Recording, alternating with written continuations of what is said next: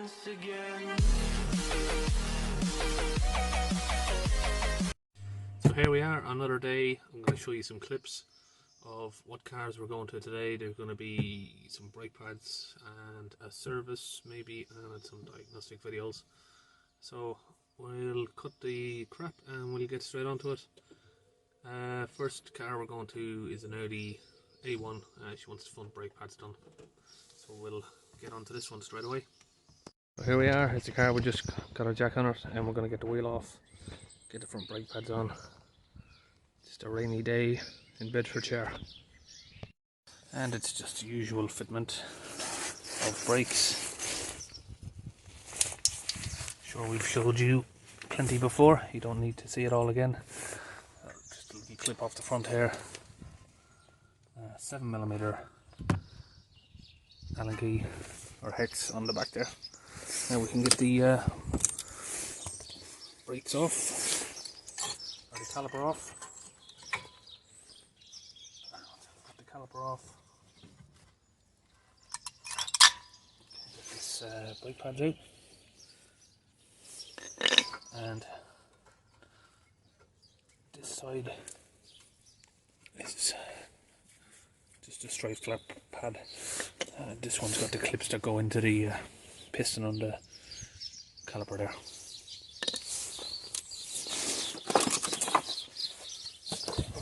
We have the customer supplied brake pads.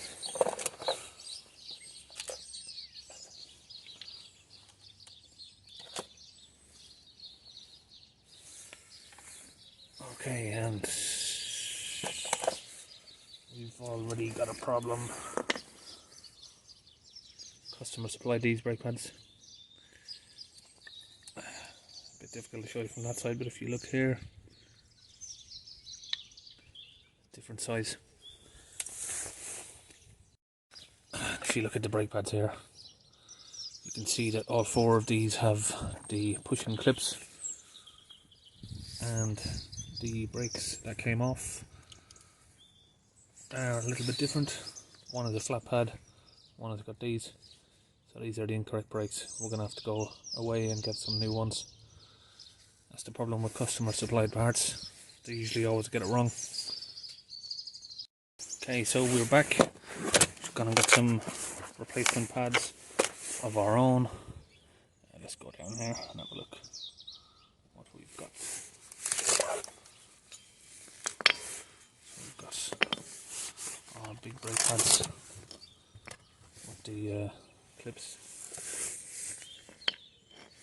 and here we've got the other side, just a standard pad, and if we measure those up, they're exactly the same. So now we can get these fitted.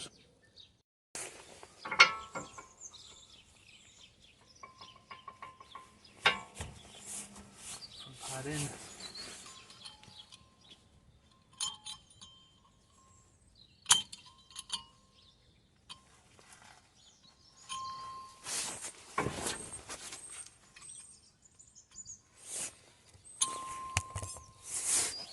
Little spring version here, just need to push them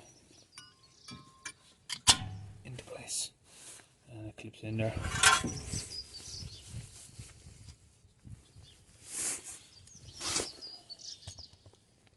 Now we can just go ahead and push it back into place.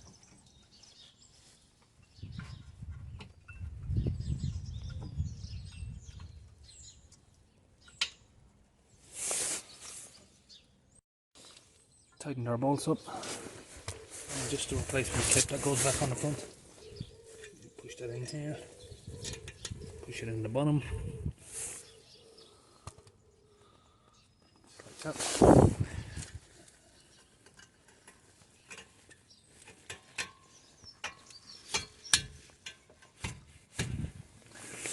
Job done. We'll get the wheel back on and do the other side. I'm sure you don't need to see both sides, we'll skip that side. Wheels back on, jack goes down, and this one's all finished. Next car here we're looking at is BMW X5 engine management lights on, so we're going to do some diagnostics.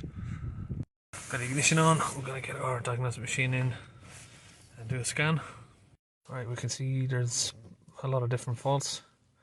First one we're going to look in is here. This is the most likely place it's going to cause the engine light to be illuminated.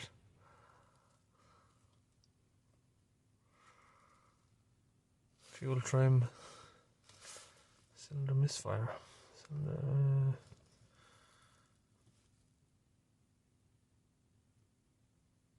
Vanos, ooh. Variable camshaft time and inlet not reached.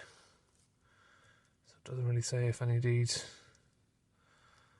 are present or not. Fuel trim, bank 2, fuel trim, probably an air leak. Cylinder 1, it's not misfiring, so maybe some of these are just old codes, so we're going to clear them and start again. And we can see here with the engine running, the engine management light there is illuminated. All of these other faults here, they're all battery related, voltage related, so we're just going to clear them.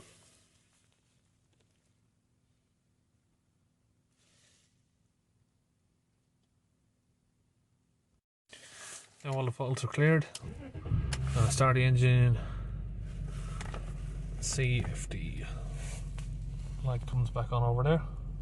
I might have to leave it running for a few minutes and give it a few revs. And we'll do this for a few minutes to see if it triggers off any faults again.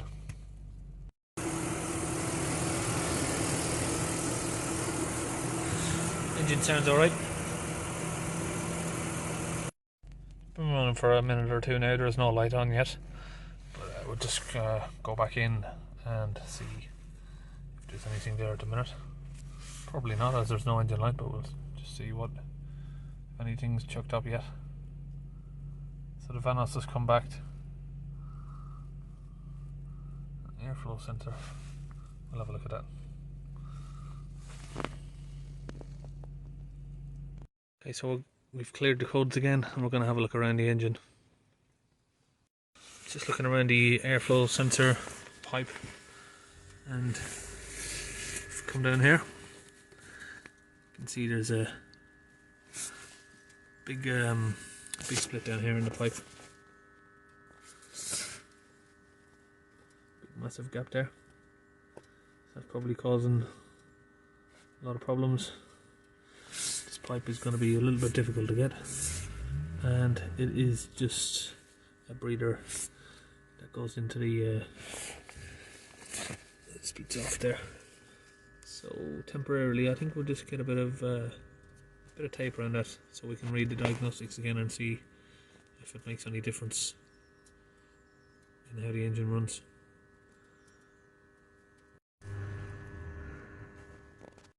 Okay, so we've just put a bit of masking tape, or what do we call it, duct tape on there.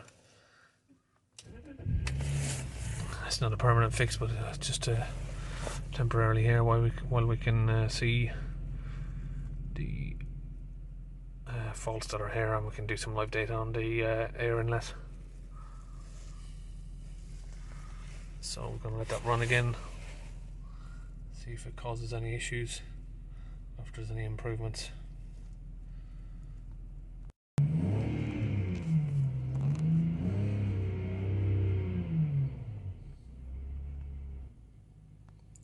Definitely no misfire, what I was saying. Engine sounds perfect, really. So it's been a few minutes, we're gonna do a cold read again. I think it's more than likely that little air leak was causing a few problems. Okay, so we've still got that Vanos issue there.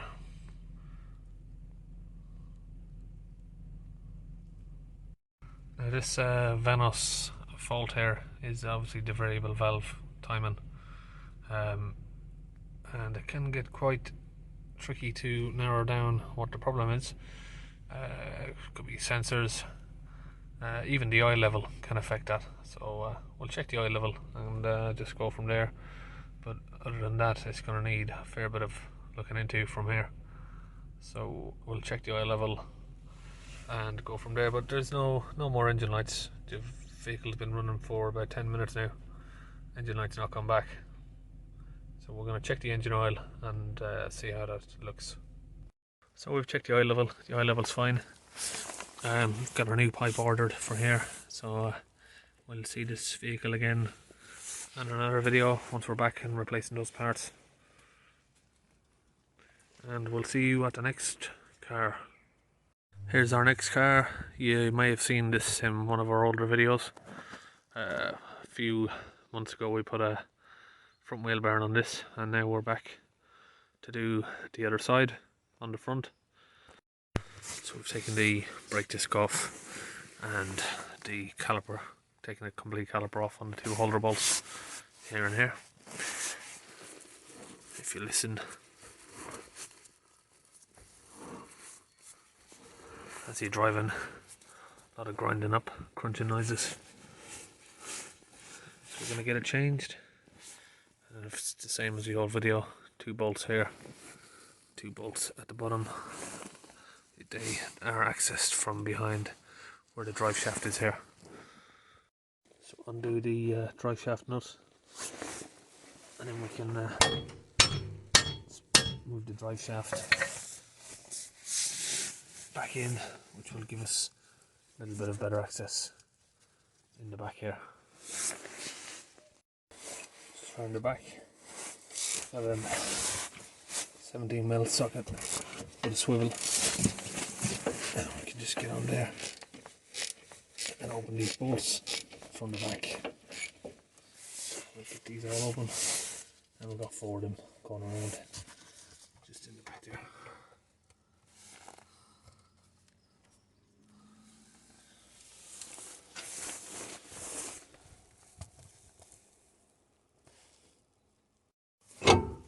One new hub, all fitted, and if you want more detailed fitment on one of these, we've got another video, full detailed fitting of it back to front. So that's all on this one. We're just going to put the wheel back on and we'll get to the next car. Here we have a Range Rover Sport, and we're doing the DPF. It's full there, you can see.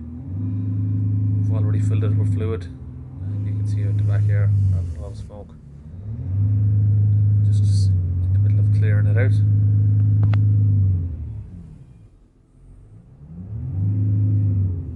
And this is just a short video again. If you want to see a full description and full walkthrough of it, we've got another video where we've got complete detail of what we go through, how we clean it, instructions on how you can do it, and copy our procedures. Now it's all clean, and we're testing the power is restored. Switch it off and restart the engine, and you'll see we've got no more engine management lights or errors. So that should be all, and we'll see you on our next videos. It's the end of this video today. See you later.